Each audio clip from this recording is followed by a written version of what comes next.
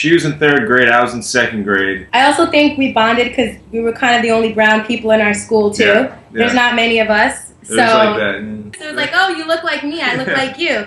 You know, let's be friends kind of thing. As we got older, our friendship got stronger. It's really funny because when I was younger, my aunt wanted me to date Colin. Really? But But Colin was dating my best friend at the time, Becky. Mind you, we're like 5 years old. And Colin is an all-around, like, really, he's a good guy. If he wasn't involved with 2 of my friends and I wasn't involved with one of his best friends, and I didn't have a crush on his brother at one point in my life, I would totally try to pursue that. We have a lot of obstacles. Yeah. There's a lot of egos that would need to be put aside. A lot. Iman is very close to my ex-girlfriend, so I'm a little skeptical as to share my dating life with her. And not to say you'll spill the beans to her, but you don't also want to be in a position to lie to Becky, so then it's like all these little moving parts. I got to be a little cryptic, but I also value her advice. I've done online dating. I was on Plenty of Fish.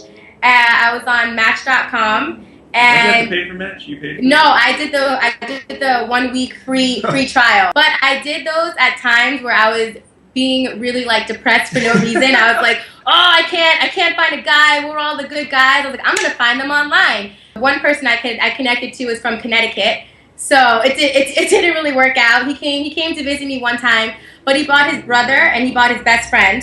Wow. But, you know, usually the girl brings someone on the date to feel safe. He was obviously you scared him. I scared him. He needed protection, and we probably talked like a week after that. And then he's actually he has a baby now. I dodged that bullet. Monogamy is harder now because everything is so quick and so attainable. I've been in a relationship for the past 8 months. We actually just celebrated like our 8th-month anniversary, and it's really hard for me to know that I have to kind of like, in a way, answer to someone. I don't think so much it's like the physicality that makes people cheat. I think it's the ego. I have a big ego at times, you know? So it's like when I go out, I'm just a natural flirt. So it's like, if I know I can have you, then I'm gonna like test my limits. I'll get super close to doing it, but maybe I won't. Yeah. Maybe Sometimes I will. that's enough. Just the flirt is enough. Yeah. You know? So like to just be able to flirt with someone can be satisfying enough where you won't cheat. But also, I think there's this thing called FOMO. I don't know if you ever heard this. It means fear of missing out. So, like, no one wants to. Yeah. You don't want to be like, oh, I'm with this person, but what if the love of my life is out tonight? And then you're always on this weird grass is greener mentality. That's how I feel, and I've been with my boyfriend for 8 months. This is something I haven't even told Evan, and I'm telling Colin.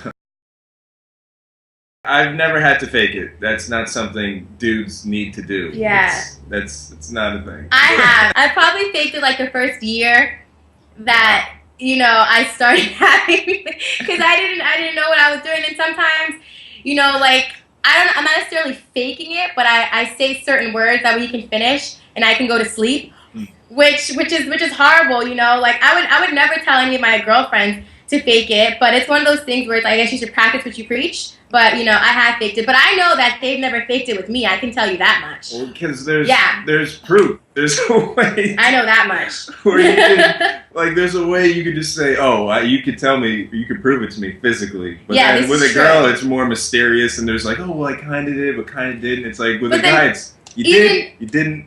Even when you tell the guy, like, oh, you know, like, I didn't arrive, like, they kind of take it as, like, not even an insult, but it's like a challenge, like, okay, well, then I'm gonna make sure you do. But then when they're trying to get you there, it's like, either like that, or I don't know. I think girls need to be more upfront and stop faking it to keep our feelings alive. This is true. No, I agree with that. A little critique is nice. Guys like sports. We've always been around sports, so we've had coaches be like, hey, you got to do this better. So we're used to, like, you know, harsh criticism and tough love. So I think, you know, give a little pointer. I don't know. If you're not going to say anything, that's, to me, ignorance is bliss. I'll leave that alone. If you're not going to say anything, I'm not going to press the issue. I can speak from personal knowledge that no girl that I know of has faked it with him. I'm going to choose the best meal. This is why. If it's my last day, I don't want to really be doing anything physical. I'd rather just sit there and eat, and then that's it. I don't really need anyone on top of me or me doing. I don't want to be on top either. So, you know, I'd rather just eat. I'm good. I don't need to do anything. I'm okay with that. That's a tough one. considering you're about to be on death row and then maybe you'll meet your maker, you don't want to have what's it called, fornication, and then meet God. It's like, hey, you messed up. You should have taken. Well, if you're on death row, I'm pretty sure you've already messed up anyway. God doesn't really care if you have an orgasm or not. Like, what does that matter? So yeah, I think the long and short of it, I'll take the sex. Some people think sex is like food, though. So in the end, we're both winning.